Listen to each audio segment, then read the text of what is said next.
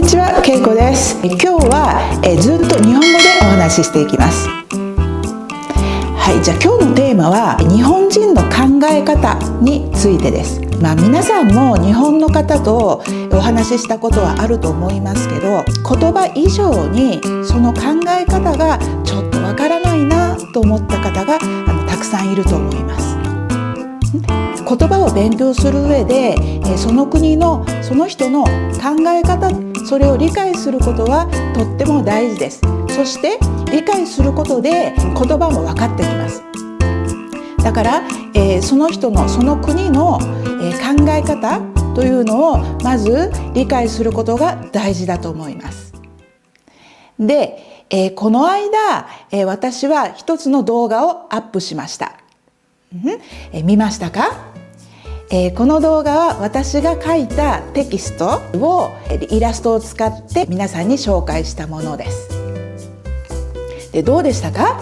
スペイン語や日本語の字幕を見た人も多かったと思うんだけど、読んでいて意味がちょっとわからないなっていう人も多かったと思います。なぜかというと、書いてある言葉の裏にもう一つ意味があったからです。日本人というのはこういった奥の意味を含んだ話し方や、書き方をします。日本人は自分の意見を言ったり、自分の感情を表に出すことをあんまり、得意としません。自分のことをなんていうのかな、自分はこうです、自分はこう考えるんですっていうふうに自分をとってもすごいんだよっていうふうに見せることがあんまり上品じゃないと日本人は考えます。例えば私が何かを言うときにこうですじゃなくって私はこう思います。こうじゃないですか？こうだと思うんですけどね。そういうふうに少し柔らかい表現で自分の意見を言います。それをオブラートに包むと言います。オブラートわかりますか？薬を飲むときに薬苦いよね。だから薬を飲むときに透明のなんかこうピラピラのなんかセロファンみたいなのあるよね。それをオブラートと言いますけど、つまりそのまんま薬を飲むと苦いから苦くないように包んで直接苦い思いをしないでいいようにすること。そういうダイレクトな表現じゃなくってもう少し柔らかい優しい表現で言うことを日本人は好みます。だし、あとそういうふうにたくさん自分の意見を言ったらなんか相手の人が、嫌な思いをするんじゃないかな、この人ちょっと うざいなって思われるかもしれないから、そういうのを避けるためにそういうふうに柔らかい言葉で言います。じゃあその時に日本人の頭の中ではどう考えているかっていうと、例えば私は 50% 自分の意見を言います。こうです 100% じゃなくって 50% 言います。で、その残りの 50% は言わないであなたに分かってほしいと思っています。私が言った言葉でその残りの 50% をあなたに想像してほしいと思っています。それが日本人です。簡単な例で言うと、あなたは彼女を誘います。明日一緒にどこか行かない？で、この人は行きたくないな、明日はちょっと嫌だなと思っています。でもそのまんま嫌ですとは言いません。無理ですとも言いません。じゃあどういうかっていうと、明日はそうだな、ちょっとで、その後の点々点は何も言いません。行きたくないんですよというのをあなたにその点々点の間に分かってほしいんです。じゃあ彼女がそうですね、明日いいんだけどどうしようかな、じゃあちょっとじゃあ明日また電話しますというふうに答えたら、明日いいのかな、じゃあ明日まで待ってますっていうふうに考えますよね。でも日本人の人はもうちょっと明日はねどうかなって言った段階でもう 100% あなたが私が行きたくないことを分かっていると思っています。だから私が思っているのとあなたが思っている間には 50% の差があります。OK？ で、特に、そうだな、男の人と女の人の考え方の違いとかもあるから、男の人にとっては 100% いや 120% 言ってもらわないと困るという人もいるかもしれないですね。それは日本人の昔の考え方じゃないですかっていう人もいるかもしれないですね。それもあります。昔の日本人はもうこういうところはとってもありました。これがエチケットだと思っていました。今はもう21世紀ですから今は少し変わってきました。今の例えば10代20代の人たちはもう少しはっきり言うようになりました。でもそれでもやっぱり日本人っていうのはもう 50%、70%、それぐらいしか言いません。ひどい時になるともう 30% しか言いません。わかりますか？だからそれを、じゃあそんな話し方わからないからじゃあもっと話せよって言うと、日本人にとってはそれはとってもストレスなんです。例えば私は今スペインに住んでいます。スペインの人は思っていることをはっきり言わないと分かってくれません。それが当たり前だと思いますけど、私にとってはそれは当たり前ではないので、そういうふうに自分の思っていることを 100% 言わなきゃいけないというのはとってもストレスなんです。でもここで住むためにはそれをしていかないといけないですよね。私にとってはスペインは外国ですから一生懸命頑張っています。なので皆さんも日本に行った時にこのやり方は嫌だな、僕はできないなと思っても少し頑張ってください。それが日本人の考え方ですからそれに合わせるように少しだけ頑張ってください。全部合わせる必要はありません。あなたが日本人になる必要はありません。でも少しだけ頑張ってください。それが、日本人の考え方を理解するということです。で、ここで一つことわざがあります。郷に行っては郷に従え。この意味はそこに入ったらそこのルールに従いましょうということです。でもその本当の意味はやってみればそれほど難しいことじゃないよという意味だと私は思っています。だから私も少しずつこのスペインの生活に慣れるように頑張ってきました。で、少しずつ慣れてきました。私の性格はもちろん日本人ですから何年ここに住んでいても変わりませんけれども、でももしかしたら、少しずつ自分が知らないうちに変わってきているかもしれません。でも、私が今日本に帰ったら、やっぱり日本人のその生活がまた戻ってくると思うし、それは臨機応変にやっていかなければいけません。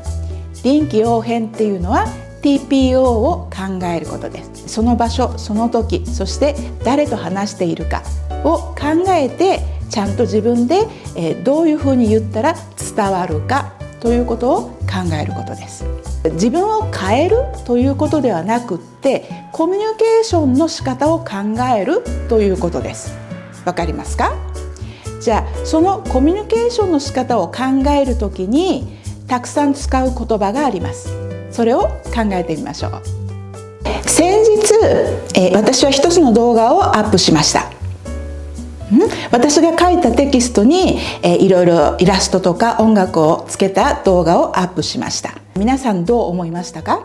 多分そこに書いてある言葉だけではなくってその奥に何か違う意味、本当の意味が隠れているんじゃないかなと思った人、それを感じた人が多かったと思います。それを行間を読むと言います。行っていうのはラインのことですね。文章のラインのことです。で、ラインの一つのライン、もう一つのライン、その間にある意味を考えること、それを行間を読むと言います。そういう話し方とかそういう書き方をするのが日本の文化です。OK？ なので、行間を読むことはいつもどんな場面でも意識しておいてください。じゃあ行間を読むときにそれぞれの場面において行間を読むっていう言葉は少しずつ変化していきます。例えば、空気を読む、空気っていうのはこの空気、ここに漂っている空気のことで、読む空気を読む、空気を読むというのはその空気が話している言葉を感じるということです。ちょっと抽象的ですね。例えばあなたが一つの部屋に入りました。そこにたくさんの人がいます。でそのたくさんの人がなぜかちょっとみんなこういう感じ、またはとってもこう緊張している、あなたはそこに入った時にその雰囲気が分かります。でその雰囲気が分かったらあなたはそこで冗談を言って「ああこれあったんだよ、どうしたんだよ、キャー」って言って騒ぎますか？多分騒がないよね。その雰囲気に合わせて話し方を変えていきますよね。静かに話しているところだったらあなたも静かに話しますよね。逆にとってもみんなが楽しい時に一人だけってするのも良くないよね。そしたらその時はもう嫌だなと思っていても少し笑顔を作ったり楽しい話題を話したり、そういうことをしますよね。その場の雰囲気に合わせる、それを空気を読むと言います。そういうことができない人を空気が読めないと言います。他に何か似たような言葉があるかな。じゃあ例えば本音と建前、これは何でしょう？本音というのはあなたが本当に思っていることです。でも建前というのは誰かと話している時に自分の考えを正直に言うと、もしかしてこの人は嫌だなと思うかもしれない。だからあなたは本当は嫌だなと思ってるんだけど、この人には嫌じゃないですよ、大丈夫ですよと言います。それを建前と言います。建前とかそういう言葉はあんまりいい言葉じゃないですよね。私もあんまり好きではありません。でも場合によってはそういうことを使わなければいけないかもしれないよね。特に仕事の時はやはり必要な時も出てきます。でこういう言葉を覚えておいてください。もう一回いきますよ。空気を読む、行間を読む、本音と建前。 OK？はい、じゃあ比喩の話をしていきましょう。比喩というのは例えば真珠のような葉という言葉があります。でじゃあそれはどういう意味ですか？真珠のように真っ白できれいな葉のことを真珠のような葉と言います。これは例えば英語とかスペイン語でも似たような表現があるかもしれないですね。で他には例えば水を得た魚、こういう表現もあります。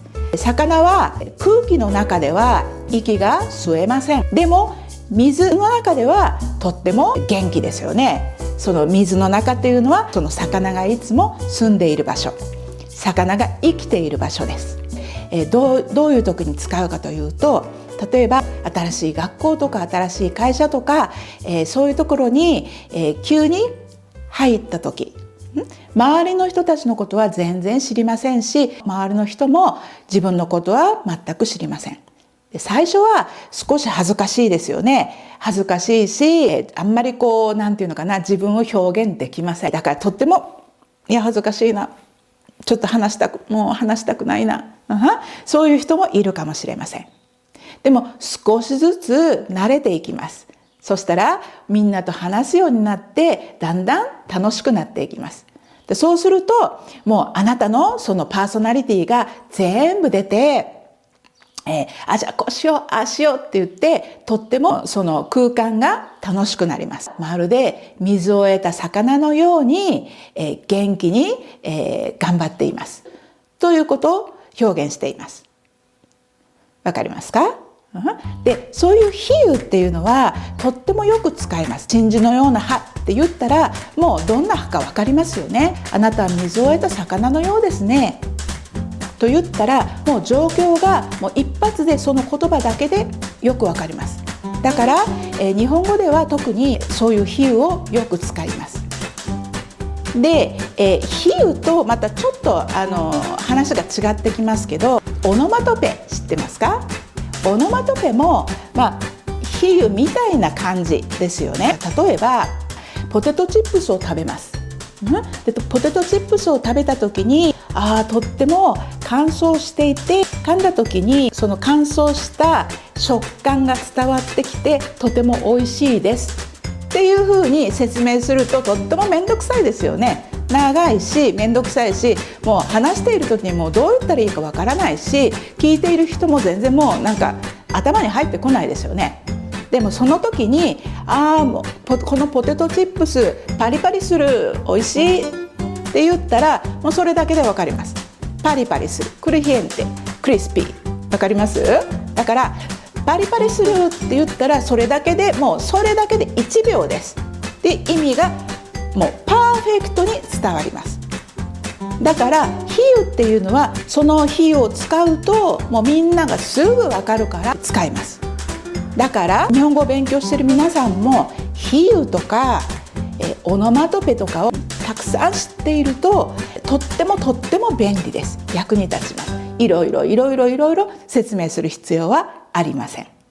はい、じゃあそしたら比喩から少し話を広げると、最初に言った日本人がどういうふうに考えるかというところに戻ってくるんですけれども、例えば、こんな話があります。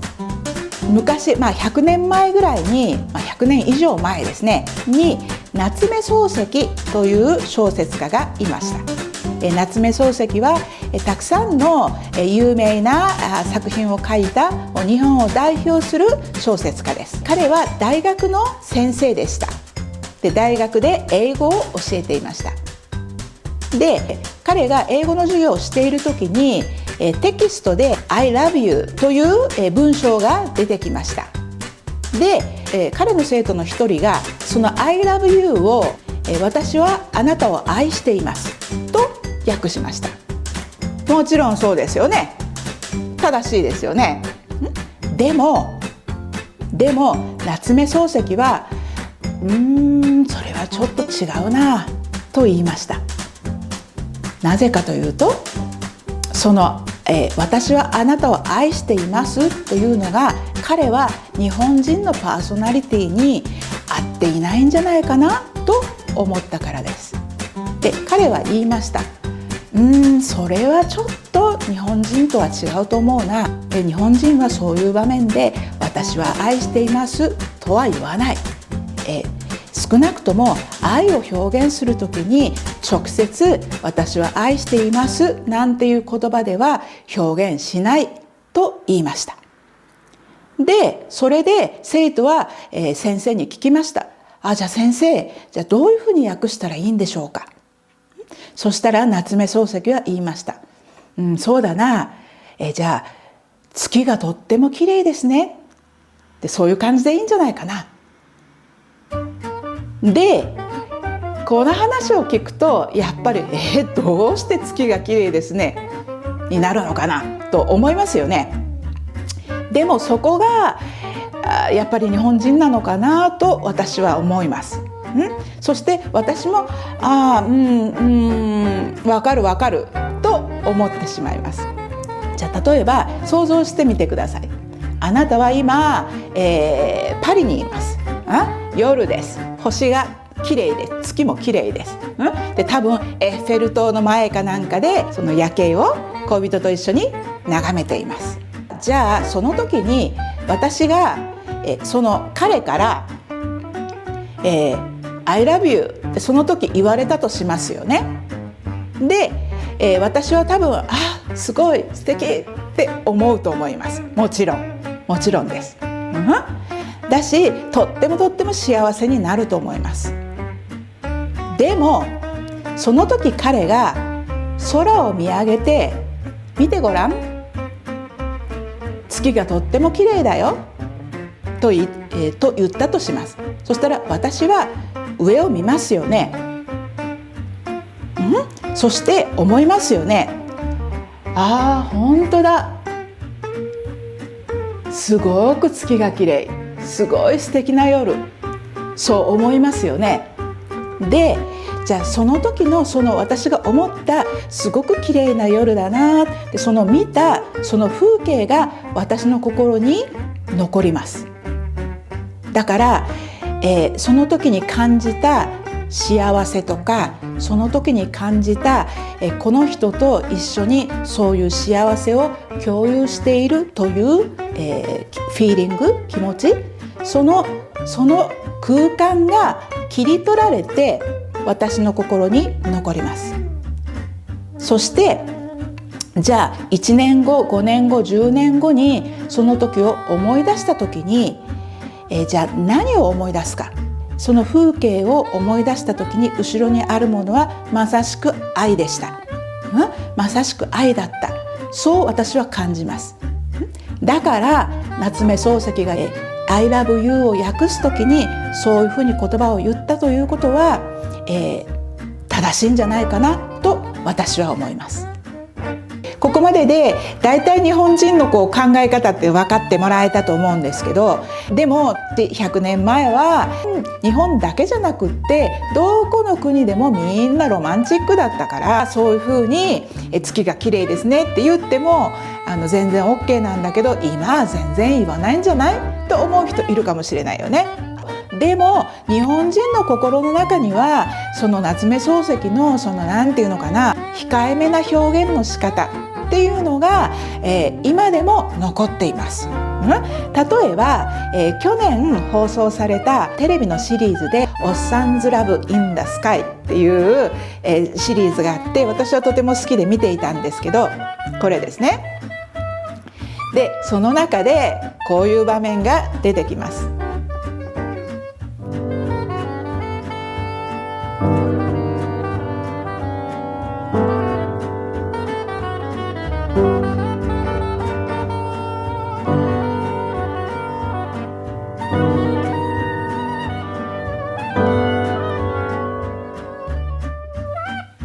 または、歌手の木村拓哉さんの、この人は昔は SMAP っていうグループにいた人なんだけど、とってもかっこいいです。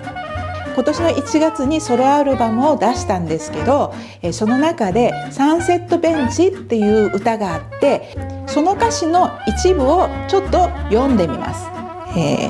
いくよ。君が動くたびに感じていた甘い香りが僕の胸にしみるから、今すぐ抱きしめて言いたくなる。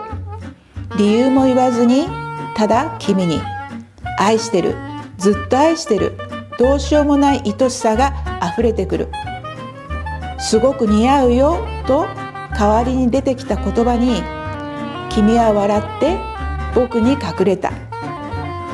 わかります？もっと簡単に言うと、彼は彼女と一緒に海岸にいて、でその海岸で風が吹いてるから、彼女の香りがずっと彼に、漂ってくるよね。この匂いがするよね。でその匂いがとても甘くて、なんかすごくいいなと思って、そのいいなと思った時に彼女に対する愛情がうわって上ってきて、その時に君のことを愛してるよって言いたくなった。とっても言いたかった。でも実際に口から出てきた言葉は愛してるよっていう言葉ではなくって、それとっても似合うよ。多分服だと思うけど、それとっても似合うよっていう言葉だった。だから彼女はちょっと照れて見ないでみたいな、彼の後ろに隠れましたという歌詞です。とっても日本人女性らしい反応の仕方なんだけど、まさに、夏目漱石ですよね。もうなんていうのかな、男の人がでも愛してる、なんかちょっと照れくさいな、だから他の言葉をつい言ってしまった、そういう気持ちです。OK？ でちなみに、愛してるっていう言葉はもともとあんまり使いません。だからじゃあ I love you の時に愛してるじゃなくって何を使うかっていうと好きですと言います。好きっていう言葉は言い方によって意味が違ってきます。だからチョコレートが好きです、普通の好きだよね。でもあなたが好きですって言ったら I love you のことです。その愛するっていう言葉は今でも21世紀の今でもあんまり使いません。いいですか？だから誰か好きな人がいる人は好きですって言った方が多分よく伝わると思います。はい、どうでしたか？今日は最後まで見てくれてどうもありがとう。まだ、サブスクライブしてない人はサブスクライブしてくださいね。よろしくお願いします。それから最初に冒頭でご紹介したこの動画を見て、あなたが感じたことを概要欄に書いてください。はい、じゃあまた次のビデオでお会いしましょう。さよなら。